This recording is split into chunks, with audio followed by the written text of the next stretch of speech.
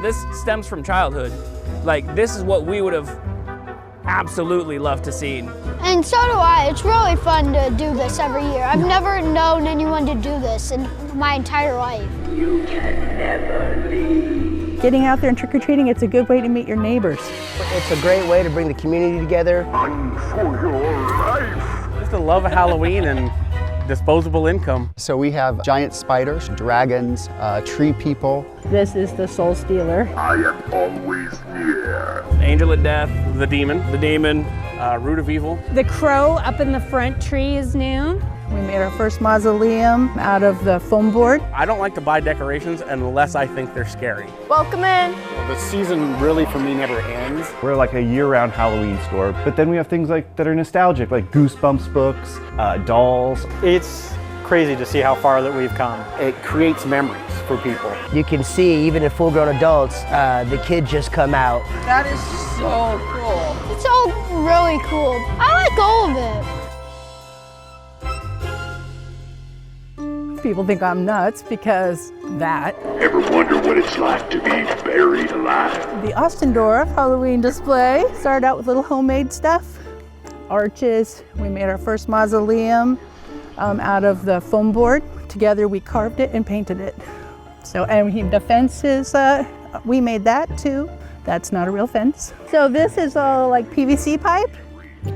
And so Sean got wood, drilled holes, took PVC pipe and put it through, and we bought finials and melted them on. Little by little, we started acquiring these animatronics. This is the Soul Stealer. I am always near, always watching. She was one of our first one, the Wailing Phantom. You can never leave. She needs some work. Some things we've learned to fix, because animatronics, especially out in the weather and stuff, they have a lifespan that's not forever. Even since I was a little kid, like there was always a house in my neighborhood that had a little walk through, and yeah. I remember that being like the cool house to go to, and was like, hey, maybe we could have, you know, some good decorations and kind of get people in the spirit of Halloween. Getting out there and trick-or-treating, it's a good way to meet your neighbors.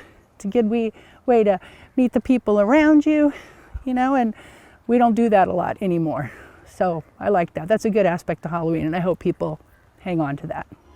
And free candy. Yeah, and free candy. Yeah, people will walk out through here, and we'll have a big tent here, and more decorations, more maybe some scary stuff, who knows, and candy. That's kind of what we got going.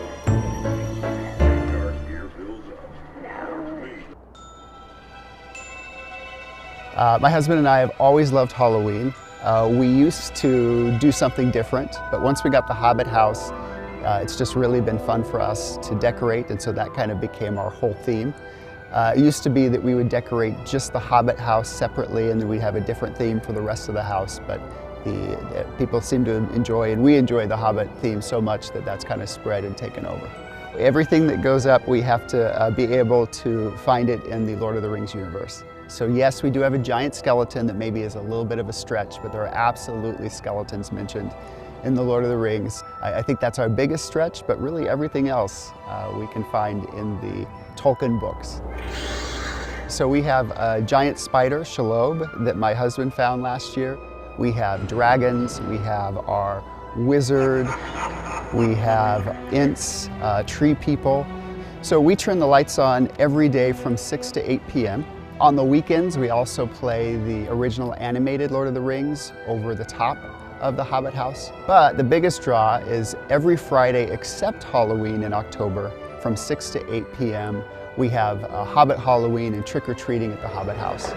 We call this Spokane End, and we have on our sign, it says, remember it was a Hobbit, so very small, who did big things and saved them all. And so that's a message that resonates with me. Also just how therapeutic and exciting reading a good book is. Petunia and Loomis is, we're like a year-round Halloween store, but a better explanation is we're like an oddities store. So we sell things that are kind of weird or bizarre or strange, but then also sell some antiques that are things of nostalgia. We moved to this new location on Howard in November of last year. As soon as we moved in, we hit a few hiccups. We had 2 floods in the building in between December and February. June through July, we went through some pretty major renovations. We got new floors, a bunch of walls re-drywalled, a bunch of things fixed up, and now we're sitting in a nice finished place, and we've got our friends on either side of us, Atticus and Boo Radley's. So we've got a nice little community here, and it's going pretty well. So the cool thing about our store is like we don't have just like one type of thing. We have a little bit of everything. We have stuff like wet specimens, taxidermy for like the really weird collectors, but then we have things like that are nostalgic, like Goosebumps books, dolls, all kinds of stuff. It's not one of those like you have to like this specific thing to really enjoy our store. We have pretty much something for everybody. We've met lifelong friends doing this. You just meet your neighbors and everybody around, you know. On this street in Northwest Spokane, you'll find more pumpkins than people. And every year they say the same thing. Why do you keep doing it? You know, it's a lot of pumpkins, but you know, it's a great way to bring the community together. Jorge Alvarez is the owner of what's become known as the Spokane Pumpkin House. I was a truck driver for a while. We ended up getting pumpkins for free that the company wasn't needing, so I brought them home. We carved them all. We thought it looked cool. Kind of just took off after that, you know. 5 years later, he's keeping the annual tradition alive. Every year we've just been getting more and more. This year, 512 pumpkins on the lawn, even the roof. We get a lot of traffic through here around this time, for sure. Well, the buses, sometimes they'll stop and then they let all the people out to take photos and they get back in and they take off. Jorge does all the gutting. The first 20, it kind of hurts, but then after that, you just, the shoulder goes numb and you just got to rock and roll, you know, that's all you can do. He invites members of his Facebook group to help with the carving. Everybody that shows up just has a great imagination. You invite people over to carve and you can see, even in full-grown adults, the kids just come out when they get their hands on a pumpkin and they're surrounded with a bunch of people. These pumpkins are even more impressive at night, illuminated with more than 500 battery-powered candles. When the sun goes down, we have a Sasquatch hidden in here somewhere. So we tell everybody, try to find the Squatch, you know. You might be wondering what happens to all these squashes once their time is up. Turns out, nothing goes to waste. Normally we make one big pile and we post it online. If anybody wants to come by, a lot of people have farm animals in this area, chickens, goats, horses, they all eat it. Jorge plans to keep the display up through November 2nd at 4315 West Rowan near the VA hospital. In Spokane, Kyle Simchuk, KREM 2 News.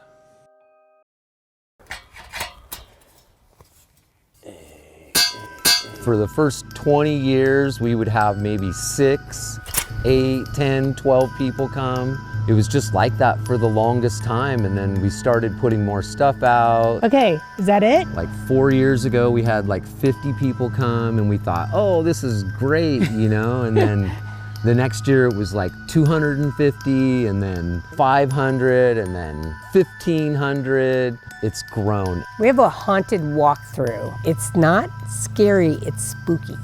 And so it's for kids and adults of all ages. All the fences that I put together are cedar trees that I've cut down in the yard. And sometimes I walk out and I go, you cut another tree? Well, obviously new this year is the shed. All the siding on the front is just cedar fence boards that came from my neighbor's fence that they took down. 20 years ago. It's been sitting in our yard for 20 years. No, it hasn't. Yes, it has. Those lamps were my mother-in-law's that she was going to throw away. And I just thought, oh no, I'll keep those. Those are great little props. I'm always excited to see if it's bigger. This guy's head is just huge. Because it has grown every year. And last year was our biggest, so I'm excited to see. So far, the first 4 days of this year, we've had over 500. Hello, have you guys been here before? They come and they hang around the campfire and the kids are running around looking at everything, and especially on Halloween, people come and they just hang out. So it's a lot of fun. I like all of it. It's all really cool. My favorite part is the Star Wars part. And the coolest thing is that people say, oh, this has become our tradition. We come here every year. It's just a blast. I think the real fun about it is it's different every year too. I've never known anyone to do this in my entire life. Halloween's gonna be busy this year.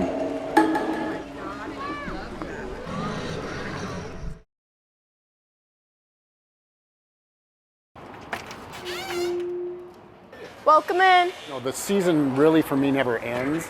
What started as Craig Walter simply taking pride in decorating his house every year quickly turned into him and his family owning Halloween Express after jumping on this once-in-a-lifetime opportunity to take over the business and bring it from Boise to Spokane. We know people here in town, and they all have been very supportive of us, and you couldn't run a business without that. So. A business he has created centered around his love for all things that go bump in the night. I don't think we ever envisioned it would morph into this. A love that initially shocked his wife Jill, who says the best part of this whole journey has been getting to do it as a family. We're born and raised here, and so we feel like we're kind of really enmeshed in the community. It didn't take a whole lot of effort for him to get us on board. But was the base of many good memories with his kids and now a huge part of their future. It's crazy to see how far that we've come. To see where we're at now and see how many friendly faces come in and returning customers, it's pretty special. It creates memories for people. Christian Garza, KREM 2 News. Angel of Death. Angel of Death. The Demon. The Demon. Root of Evil. Root of Evil. Scarecrow. The Phantom, he's 15 foot. The other two werewolves are 8 feet. So 2 more werewolves to come. And 2 more clowns. So Grimsley and Stilts are both 8 feet. And 2 more 8-foot clowns, yeah. Run for your life. What does it take to run the scariest Halloween display in the neighborhood? Just a love of Halloween and disposable income.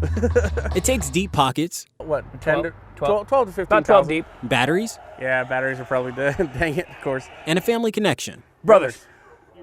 Yeah. So he lives here, and I just bring all my stuff here because I live in a cul-de-sac where no one trick-or-treats. So, and we hang out all the time, so might as well do Halloween too. There we go. Dude, he's busted. I might not even use him this year. He sucks. Well, you have to turn it on. Well, they should still trigger with the triggers. We got to flip these guys around still, so they're taking the dead bodies to the cemetery. Decorating your house for Halloween used to be a relatively low-key affair. Yeah, I think it's just becoming more and more popular. I think people are just really starting to dig it because, I mean, the props are definitely getting way cooler over time. Yeah, that is definitely a Home big Depot issue. stepping their game up, and then ever since Home Depot, I think it all started when Home Depot came out with that 12-foot skeleton. Home Depot's 12-foot skeleton ushered in a new era of oversized Halloween monsters. It used to be kind of dead in the whole neighborhood, but there's pockets I think here. we've tried to spur competition, really. Yeah. A lot of people put up decorations, but I don't like to buy decorations unless I think they're scary. So, what does it take to run the scariest Halloween display in the neighborhood? Are we going to move that spider body? A focus on what Halloween is all about. Scaring children. We've had kids run and scream and not even attempt it, so I have to run them down a little bit and be like, no, you can still have candy. This stems from childhood. Yeah. This is what we would have absolutely loved to see, and so we're bringing it, now that we're able to, we're passing the torch. It's the season of scare. That's why you'll find houses on East 35th and South Grand getting into the Halloween spirit. But one home is proving to be a nightmare on North Elm Street. The DeMoss Haunted Maze is something designer Sean DeMoss says takes a lot of work and time. I plan and then build the year after. He's hosted 5 different haunted houses at his rented home. This year's theme, a corn maze. Me and my sister actually been planning this and wanting to do this for our whole life, and we were doing haunted yards, and then we decided to go ahead and start the haunted maze. The maze with scares is already drawing the attention of thrill seekers. The cost is free, but DeMoss is accepting donations his family will deliver to local charities. There's no real cost. If you show up with nothing, we let you go through. Then the canned foods, toys, and hygiene stuff gets added and given to the families in need. It's a night of fright for a good cause in the community. This haunted maze is open from 6 p.m. to 10 p.m. this Saturday, next Friday and Saturday, and of course, Halloween. It's joyful, and the crew loves it. It's a great feeling. In Spokane, Connor McAvoy, KREM 2 News.